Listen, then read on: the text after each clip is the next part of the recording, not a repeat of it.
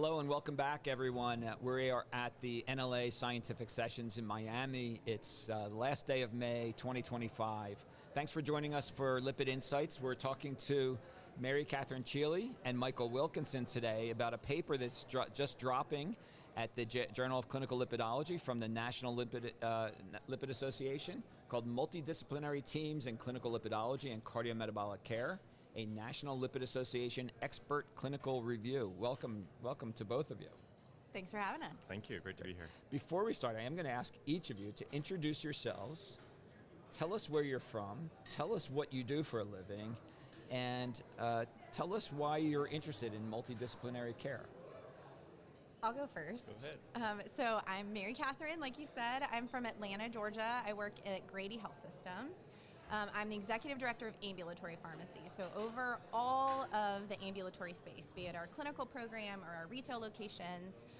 But my first life and my first love has always been lipids, and making sure that I had the opportunity to be a clinical pharmacist in a lipid clinic, which completely changed the trajectory of my career, being a part of this amazing organization and having that collegialness with physicians or dietitians makes our patients' care so much better. We had a point in our lipid clinic where we didn't have all of these resources, and so I think making sure that folks know that this is really the best way that it should be done. And then what we're really proud of in the paper, which we'll get to later, is how to access that when your health system may not have it. So I'm Michael Wilkinson. I'm a cardiologist and lipid specialist at UC San Diego. I direct the lipid clinic there, and I'm also involved in a lot of research, clinical, translational research. This paper was very important to me. It has so much to do with my everyday practice in clinical cardiology and prevention and lipids. And I practice as a part of a multidisciplinary team, which is so critical to, like MK is saying, optimizing care for our patients. And I really enjoyed this opportunity to really dig into that, define some of the roles for these really critical members of this team. Great, thank you both. I like you, I'm a clinician. I practice in internal medicine and primary care and in a clinical lipid specialty practice. And I think all of us who've trained as clinicians first started training as part of a team, right? As you're coming up, as you're going through training programs, you're always part of a team. There's a hierarchy, you're learning from other people, you're teaching other people, you're interacting side by side with people who are training at different levels and with different disciplines. However, I think a lot of us finish our training and are launched out, especially if you go into private practice. And the term private practice actually almost has built in this sort of very narrow private care. And in reality, you really do feel like you're on an island and you have to be completely self-sufficient in your care. That's changing a bit. I think that the model, I'm older than both of you, I think the model of care that I grew up with was very much self-sufficiency, independent practice by the clinician, in many cases the physician, and that over the last generation, this has changed in practice. Systems are really how we're starting to provide care. Not starting to provide. We are definitely providing care in systems, right. And systems have implicit this whole team-based practice. And so, MK, is that why you wrote this? Was to sort of give us a sense of how clinicians should be practicing and working within the team? Absolutely. So I think what's really important when you're thinking about the system is that each person on the team has an expertise. I did not go to school to diagnose. I'm going to leave that to you guys. But I went to school to make sure that these are the right drugs and patients can be successful on them. And you guys didn't go to school for that. So you do what you do great. You assess, you treat, you diagnose, but let me handle the part that is frustrating to you and you didn't necessarily go to school to be an expert at, of access or adherence or, again, picking the right meds because of drug interactions. And when we can do that, we can be more efficient. And when we can be more efficient, we can see more patients. And when we can see more patients, we can make a bigger difference across the board in the continuum of care that we have. And I think there's been a lot of other societies and a lot of other associations who talk about this and like put it in other papers in other ways. But we really wanted to call it out in a paper saying, this is what the team looks like. This is how the team can be successful. And so making sure that it was its own standalone document and not buried in something else, I think was really important to us. And honestly, we're really proud of it. We are excited about how it looks. Yeah, so I think one of the things that we really wanted to define were all of those potential members of this multidisciplinary team, because I think, like you're highlighting, Dan, this may look a little bit different in different practice settings. Yeah. And I think, part of it is bringing to our attention all those people who can help to make these things happen, no matter where you are. And, maybe if you aren't fortunate enough to work with a pharmacist, there's going to be somebody else in your team who has or can develop that expertise to, help patients with access to therapies and help manage side effects and field calls from patients. That might be your nurse. And that was something very important to me, was to highlight the role of nurses in the care that we provide. Absolutely. In addition to other members of the team, as we discussed throughout the paper. Yep. Mary Kay, I really like the way you highlighted what the NLA does, because it was actually my introduction to the NLA was former president of the NLA, Joyce Ross, grabbing me by the ear and saying, hey, you're coming to the NLA. I can see that happening, and, actually. Joyce Ross, nurse practitioner. And she said, you need to be part of the NLA, and here you're going to do this, and you're going to do that. And so, I knew right off the bat, this was not just an organization for physicians. It didn't mean as much to me at the time as it does now in retrospect, when I realize all the people I collaborate with at the NLA who are non-physicians, and how I've learned about different perspectives of care, different levels of expertise that can make us all so much better, and just the breadth of knowledge and information that you get instead of just rubbing elbows with physicians and like-minded people who have the same types of training. So I love that heterogeneity of thought that's made us all better. I would just like to take that opportunity to thank our co-authors who represent that diversity of expertise within the NLA, which is so special. All right, so tell us who the authors were. We had Carol Kirkpatrick, who is a registered dietitian nutritionist. We had Emily Brown, who's a genetic counselor, Dave Dixon, who's another clinical pharmacist, Heather Gunter, who is a clinical nurse, and Diane Osborne, who's a nurse practitioner. And to have this group of individuals with different background, expertise, but all practicing within some form of a multidisciplinary team and lending their insights was, I think, part of what makes this such an exciting paper.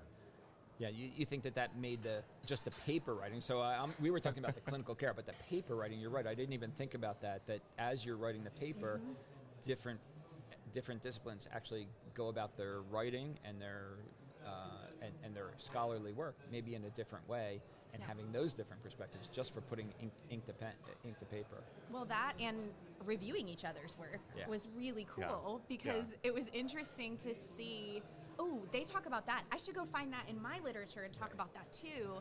And it made it such a better, more robust document, I think. Yeah, I've had the pleasure to work with some of those authors on other papers, and same thing. I can't wait to share what I've written with Carol Kirkpatrick, because I know she's going to find all the things that I could have done better and make me a better writer along the way. And so she's an incredible. Yes. All the writers that you worked with were incredible. Absolutely. So big team, and I tried to highlight how some clinicians maybe work in very small practices where they don't have a team around them other than the the support staff at the front desk who makes the calls and gets people scheduled and signed out and gets the care paid for, Yes. and then maybe the assistant in the back room, and then the clinician. And so it can be a very small group at times. And then I think all of us work in academic centers where the group can be enormous. In fact, there can be members of the team who you've never met face to face, but you interact with, electronically or as systemically. Let's start with that group, because I find sometimes I worry that sometimes the team can be too big. Is that a thing? Is that a real worry, or should I just not worry about that? I don't know that I would worry about it unless they're not getting along, and then maybe you worry about it a little bit. But I think that's actually one thing that you did a great job writing about in your section, is it's not just one physician, it's multiple physicians and multiple disciplines that make up this team. And same, it's not just one pharmacist, it's a community pharmacist, it's a clinical pharmacist, it's a specialty pharmacist. And that's some of the barriers that we talk about in the paper as well. But yes, I think in an academic setting, you oftentimes have really great resources. But no, I wouldn't worry about a big team. Okay, what I guess what I was getting at is sometimes you have multiple members of the team that actually have different perspectives that can contradict each other. That is confusing for the patient. Yeah. For sure. Yeah. So do you have some strategy that could help unify this? Maybe, Michael, that's more for you. Since I think you pointed out in the paper that it's often that the physician is the team leader. Yes. And it doesn't necessarily have to be that way. Maybe we can get to that. But Michael, as the physician, do you have a way to sort of smooth that over to make sure the patient gets a single message? Yeah, I think that's an important point, because whenever we're working in a team, we want to deliver a consistent message to patients. I did briefly want to say that one of the things I am proud of about this paper is that we acknowledge that we don't have to be strict about some of these definitions. Who's the team leader? It's the person with the experience, the expertise to lead the team, and that may look a little bit different across different health settings. But I think, as MK alluded to, when we're working together, when we prioritize good communication and respect, and I think part of that, purpose of this paper is so that we all learn a little bit more about the members of the team, what we can all bring to the table, and get people like physicians who may be, leading teams or in charge of a practice, thinking about the value that these other experts can add. I'll say I noticed that difference of opinions comes in when sometimes you're not having that conversation with the other provider and you're just documenting things. And again, one of the barriers that we talk about is the lack of consistent health records in our country. And that can oftentimes lead to this, what is seeming as discord, but not really. It's just misunderstanding. Or again, the patient's relaying back to Mike something that Mary Katherine said, but Mary Katherine's on a different health record than Mike is. And so it's through that they get confused. Yeah. And so one of the things that we call for in the paper is making sure that, again, you keep the patient at the center and you make sure that they are the one that has access to all of these different things, but it's important that we all can talk together too. Yeah, I think that's a really good point. We've become so spoiled because if you're lucky enough to see somebody where all their care is in one health system, right, you can see everything. You can easily communicate with internal communication, and you actually get responses back very quickly, and it's a lot easier. But we still have patients who get their care from other health systems. Right. And some are partially integrated, and some are not integrated at all. And I think we all, Mike, you probably have the same experience, and where you have these situations, you're seeing a patient, and you don't have a cell phone number to call to check in with that other clinician. You don't have an email address. You're going to send them a letter by U.S. Postal Service in 2025, and it reminds us of what it was like practicing 10 years ago. Yeah. Yeah. So this is a changing landscape. So yes. Hopefully those barriers are gonna come down a lot quicker. Hopefully it gets easier and easier to communicate, because I think that is so critical. Yeah. So then, all right, so that's the perspective from these big health systems, large academic systems with a single EMR and easier communication, so we can smooth that communication over pretty well there. Sometimes we have to pick up a phone and call someone. Oh my God, yes. If you can't see, Mary Katherine just fainted. We're gonna have to pick her up off the ground. Yes, pick up a phone and call. And it's a great way to communicate, especially when you want to emphasize a point. Absolutely. Right. Yes. But then you go back into a lot of our listeners and a lot of our members actually work in smaller silos, and they work in primary care, and maybe they are in that office that has, 2 support people or few support people. They're going to need ways to access these other members of the team, and we're going to get into who those members are. But how are they? That's an issue, right? Getting access to those members of the team. So actually, let's specifically ask you, Mary Katherine. You're in primary care. Okay. You need help with some pharmacologic management of a patient, and you think to yourself, "Man, I really wish I had access to a pharmacist." What now? Pick up the phone. What? I know. Gasp. Pick up the phone, and you can get a community pharmacist on the phone. They actually, now, there are some that are a little more difficult to get to with the phone tree, but there are certainly very well-educated, well-meaning, amazing pharmacists, and they may have access to other drug resources that you may not. If you're talking about specialty drugs, so primary care is one thing, please talk to your community pharmacist. I would say in my practice, I don't have to do this in my practice, but if that were my practice and I were a provider in that, I would find my local independent pharmacy because those are going to be, number one, easier to get to. They're going to be a little bit more patient-centric and not so numbers-driven, so I'll have a little more time to chat with you or look things up. But specialty pharmacies are a huge win for any kind of specialty drug, be it in lipids, be it in something else. And the level of care is different between those than it is at your community pharmacy. So they have built-in accreditation standards that say you have to clinically educate patients, you have to track them for adherence, you have to do quality of life measures with these patients on a regular basis. Sorry, that's for specialty drugs? It is, yes. Oh, interesting. Yeah. I did not know that. You're welcome. You're the best. It's funny because I think that it's less that I have questions about the medicine as much as how do I get my patient on this medicine? And I live in a very privileged environment where I practice, where I literally, ready for this? I write the prescription, I send it to our pharmacy.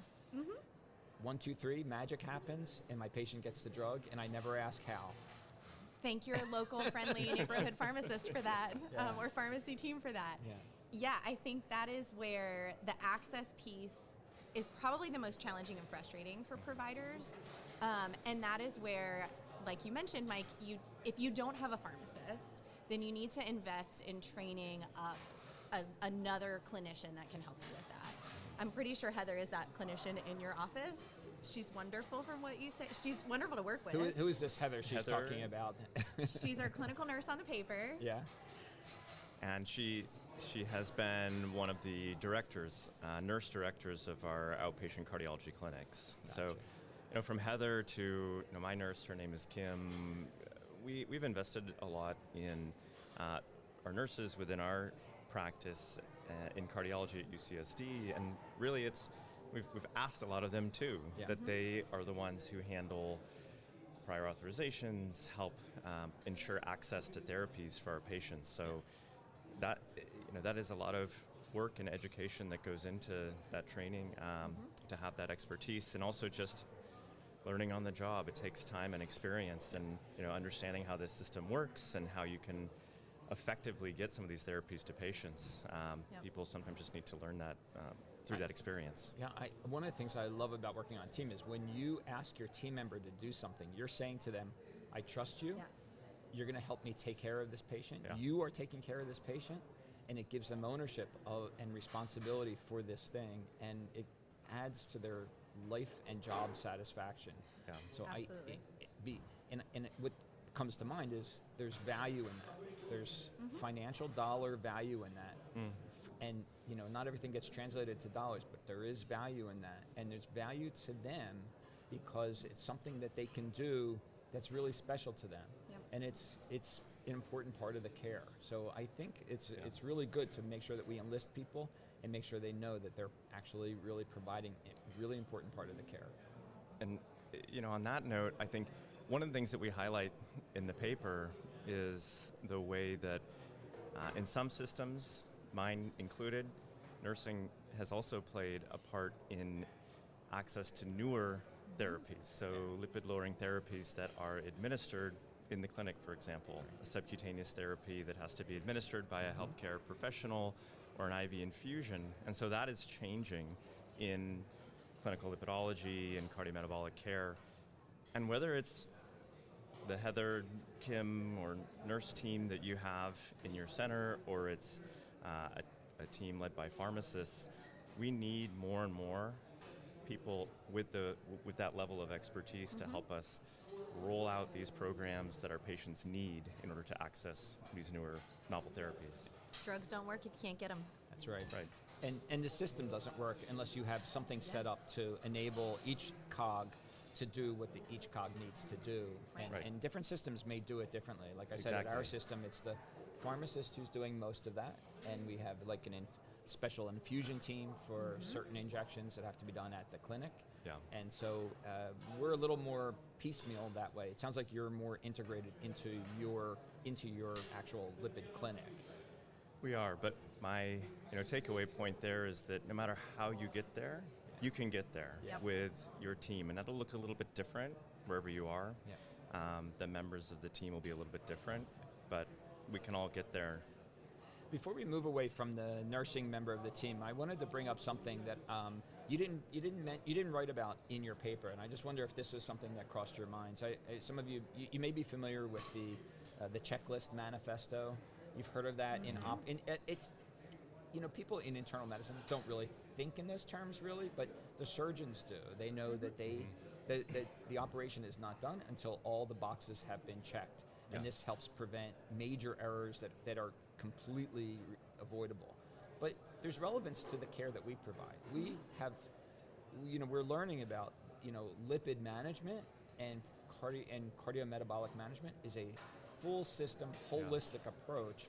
And in order to do all the things we need to do and provide holistic care to our patients, we do need to actually start thinking about checklists. And in the operating room, it's usually the nurse is in charge of the checklist, is my understanding.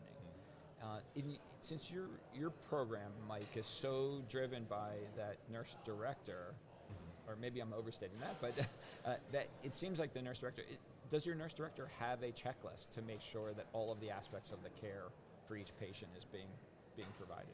And you think that would be valuable? Yeah, that's a great question.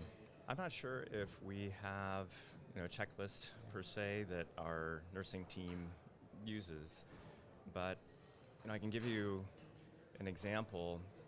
In our clinics, we administer inclisiran, and that was a program that we built essentially from the ground up, and our nursing leadership was huge in making that successful, and a lot of that had to do with the work that went into organizing everything and essentially creating checklists. Yeah. In which, if you want to administer this therapy to your patients in clinic when they come in to see you, there's a way we can do that, but the work of putting that process together, developing the checklist or way that we would roll that out in the clinic was really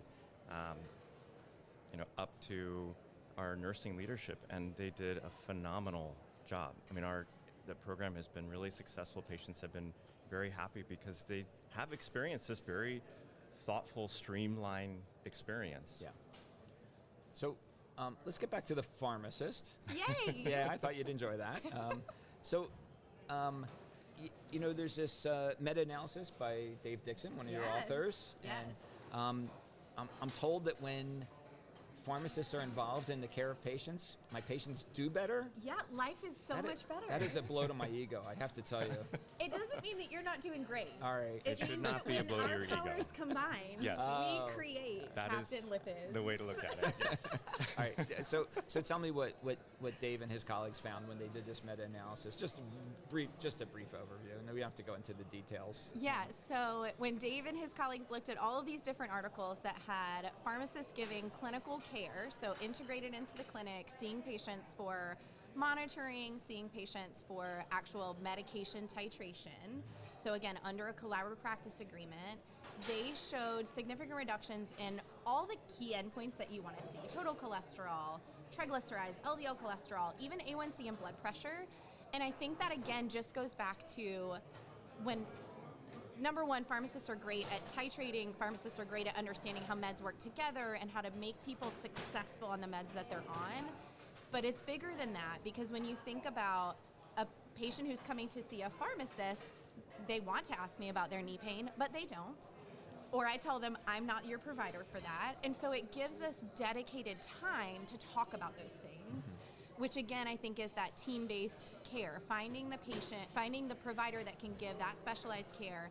The patient gets longer to talk about it, think about it, strategize on it, and that makes a difference. And we saw that. We've seen that time and time again. And Dan, I think that one of the things I love about this paper is that if you read through it, you will find something like that in every section. Yes. And so if you look at the prescription of medical nutrition therapy by a registered dietitian nutritionist, there are benefits. There are benefits to all of the risk markers that we care about. If you look at data where APPs were involved in management, there's improved counseling, for example, around smoking cessation. If you get genetic counselors involved, there's an improved patient experience in understanding their test results. There's more cascade screening that happens. So you can just go down the list and see the value added. Each team member adds an incremental value, makes the whole part better. That's brilliant. Captain Lipid. And I'm not Captain Lipid. We come together and our powers combine, create. I'm with you. I'm on board. One last question about the clinical pharmacist. Does an interaction with a clinical pharmacist require a special visit to the clinical pharmacist? Or are we talking about just a behind the scenes, working through the clinician primarily? How does that? What are the logistics of that? In the meta-analyses and in those papers, it was a dedicated visit with a clinical pharmacist. I think that has value. I also think that in the age that we're in now, it can be telephonic, it can be virtual. So we at Grady have created an amazing medication adherence program, because we have these patients and they get their first fill, but they may not get the second, third, or fourth. Yeah. And that is huge when you're talking about diabetes, hypertension, cholesterol. So it can be telephonic, but in a perfect world, it is an actual human clinical pharmacist that is going to not just help you pick the right med, but also, again, educate the patient on how to best use it. Let the patient ask all their questions. I swear, if I get asked once, I get asked a million times, but I like to have a drink on the weekends. And we can talk through that and we can let them get it all out. Whereas, in your provider visit, you're like, don't do that, or it's fine, or whatever the answer may be to whatever the question is, but we can really assuage that fear with them. So in best case, it's in person. It can also be telephonic, but I do think it needs to physically be that pharmacist interaction with the patient. All right, I'm on board. I got it. Happy to come to your clinic anytime, Dan. We do have in clinic with us a registered dietitian who's superb. She's been working in our lipid clinic for longer than I've been in our lipid clinic. And she's available to meet with any and all of our patients at anyone who's interested in. And I know that I give broad strokes. Michael, I think your acumen with regard to dietary intervention is much higher than mine based upon conversations we've had. I know that to be the case. And I wonder, you're very sophisticated with regards to dietary intervention. Do you still utilize a dietitian in your clinic beyond what you provide? Absolutely. Yeah. I mean, I wish that I had greater access to the support of a registered dietitian nutritionist. I don't have one in clinic. It does require a referral, getting patients set up with somebody outside of our clinic, but there is no way that I'm going to be able to match the personalization of dietary recommendations in the constraints, the time constraints that I have for a routine clinic visit. So I really value the additional expertise that a registered dietitian can bring. I've noticed that even though insurance reimbursed visits with dietitians can be pretty limited, a lot of health systems and insurers now are setting up programs for weight management where they get assistance with dietitians, and patients are coming in and saying, hey, my health insurance provided a visit with the dietitian 4 times a year, and I think it's just a telephone call primarily. One of the things that our dietitian pointed out is, even though she is with me in clinic, she actually likes the virtual visits because the patient can take their mobile phone into the kitchen, open the fridge. Open the fridge and say, here's what I got. Pantry's probably more scheduled. And I think for that kind of, maybe That's face-to-face awesome. is better for certain things, but for that, boy, that is a really powerful visit. And you can see the Fruit Loops container up in the pantry, and you really get a chance to see into the kitchen, which is really important. That's so awesome. In addition to resources like community pharmacists, one of the things that we really emphasize in the paper is the use of registered dietitians outside of your healthcare setting, outside of your clinic, as well as genetic counselors. Telemedicine or telehealth, I think, really lends itself well to connecting with those members of the multidisciplinary team, and really should expand access for patients. Yeah, we also, I actually am in the translational medicine and human genetics division. That's who pays my paycheck. But with regard to genetic counseling, I work closely with genetic counselor. We have one who's assigned to our program in particular. That doesn't mean that our GC is with us in clinic. What that means is I'm seeing Mr. Smith and I say, hey, I think you would really benefit from genetic testing for your lipid or other cardiometabolic disorder. I have a tool to do that, and I have a colleague who I work closely with who will help arrange that. And better than that, after you get the results, they will guide you through what the results mean and help you with your family counseling, because that's really probably the most value that we can provide is, and we don't just take care of the individual, we really are taking care of full families. Right. So primarily, I think we learn that with familial hypercholesterolemia, but it goes beyond FH. It's not just FH. Absolutely. And, so we work closely with GC. So tell me, Michael, what's your experience with that? Or, sorry, tell me, you look like you need to say something. Sure. No, for genetic counseling, I agree with everything that you said. It's hugely important. It's a resource that I wish we had greater access to. There is a ton of demand and a lot asked of the genetic counselors that we do have in our system. And currently they're seeing patients with many different inherited disorders, inherited risk factors. So, not only lipid and cardiometabolic, but heart failure, other situations, pre-pregnancy counseling, et cetera. So it's tough, I think, to find genetic counselors who might be dedicated to lipid and cardiometabolic conditions, but that's a starting point. Starting to work with that person, or maybe it's a couple people you have in your system, and that's how I approached it. I reached out to her and I said, would you like to start seeing some more patients with familial hypercholesterolemia? Because we can work together on this, and I'm going to see the patients in clinic, then they're going to get counseling with you.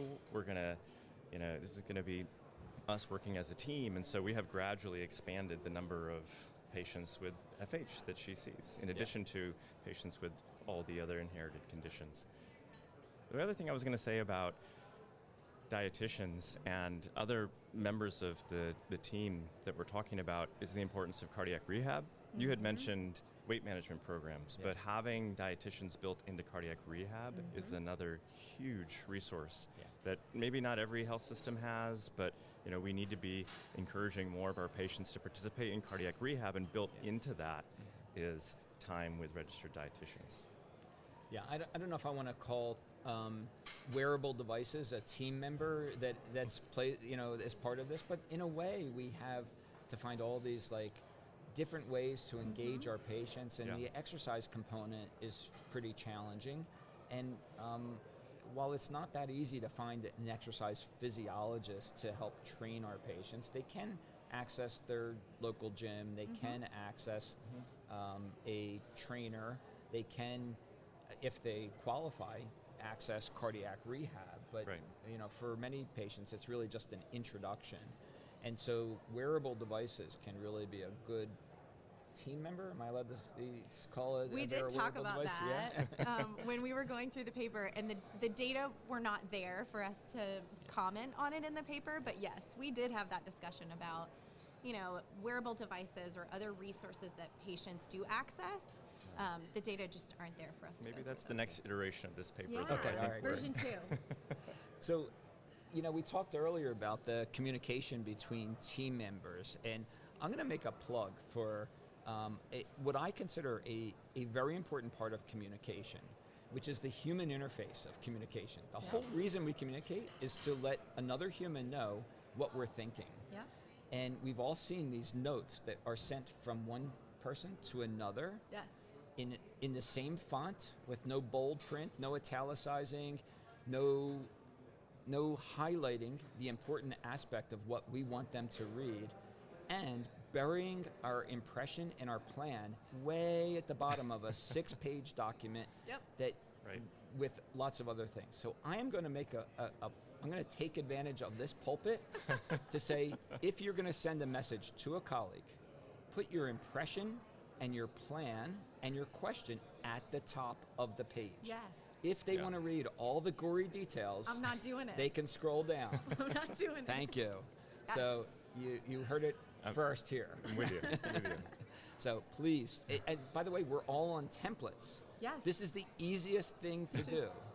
And that statement about, you know, this may not be, I don't know all the legality of where you're supposed to write, oh, I just had a televisit versus a live visit, all the disclaimers and everything. Seems to me that can be buried at the bottom. No one else needs to read that. Right. So Yep. put your disclaimers and all the other things Yeah. in the document, of course, but put it where that person needs to see it, which is not really at the front. I will say it throws me off a little bit because I'm so used to just scrolling all the way to the bottom, and I get to the bottom and I'm like, oh, it's at the top. Wait, it was at the top. Yeah. Thank you for putting it at the top, Yes. but I didn't That's even 4 pay seconds you'll attention. never get back. Exactly. Great. So that's really important. And then one other aspect about being on a team, I just an anecdote. I was talking when my kids were applying to colleges and sort of planning out their world, and talking to a friend of mine who has a thriving business. He made this comment that when he's hiring young people, he actually asks what team sports they've played before, and that he had a personal preference for young people who had been on teams before. Interesting. He said Interesting. on the kind of team, because his business operated like a team, Yeah. and he said if they were team sports participants or drama teams, it doesn't have to be sports, but Right. team, if they had trained in teams, they knew that each member builds each other up. Yes. And sometimes one member is flying high and ignoring the rest of his team, and the nice thing about the team is they bring him back down to earth, and they say, hey, we're all in this together, Yep. let's work together. Yeah. And I thought those were really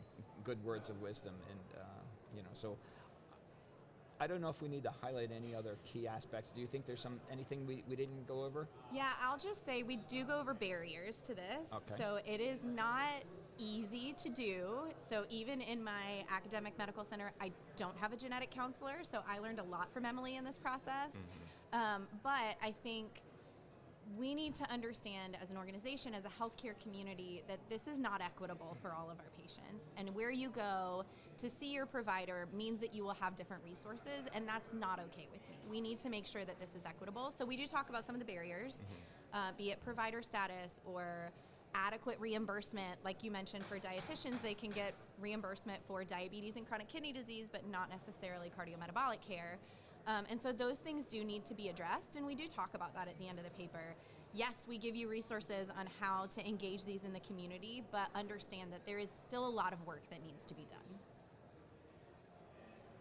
Absolutely. Yeah, this paper is also meant to be a call to action. Yep. Because we are, highlighting all of the important things that every member of the team brings to the table enhances patient care in so many ways, but then if you can't get some of those services reimbursed, if you can't support those members of the team, then this is not going to be a model that we can build out in multiple health settings across the country. So we really need, the value is clear, and so we need that to be reflected in the way that we support and compensate members of this team. That's fantastic. I really enjoyed this discussion with both of you. Same. For this episode of Lipid Insights at the NLA Scientific Sessions, May 2025 in Miami. So if you heard the background noise, you were hearing everyone enjoying the meeting, and we're in this so-called soundproof booth. So this was a real pleasure. I love learning about team from both of you. Mary Katherine, thank you so much. Michael, thank you so much. Great work. Thanks, it was Dan. great to be here.